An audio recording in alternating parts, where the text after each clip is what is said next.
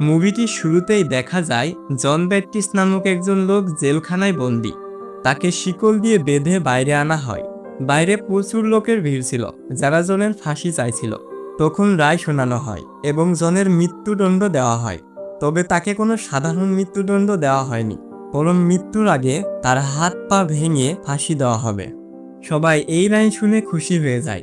এরপর আমাদেরকে ফ্ল্যাশব্যাকে নিয়ে যাওয়া হয় 1938 সালের প্যারিস শহরে।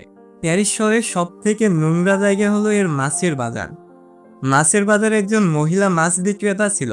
সে ওই সময়ে গর্ভবতী ছিল। তখন তার প্রসবের ব্যথা ওঠে এবং সে ওখানেই বাচ্চা জন্ম দেয়। তবে এটি কোনো নর্মাল বাচ্চা নয়, বরং অদ্ভুত জ্ঞান শক্তি ক্ষমতার অধিকারী ছিল বাচ্চাটি। দুর্গন্ধতম স্থানে জন্মানোতে বাচ্চাটি দুর্গন্ধ সহ্য না করতে পেরে কেঁদে ওঠে। বাচ্চাটির মা তাকে ফেলে দিতে চেয়েছিল, কিন্তু অনেক মানুষের ভিড় থাকায় সে এই কাজটি করতে পারেনি। পরবর্তীতে বাচ্চাটির মার এই অপরাধে তাকে ফাঁসি দেওয়া হয়।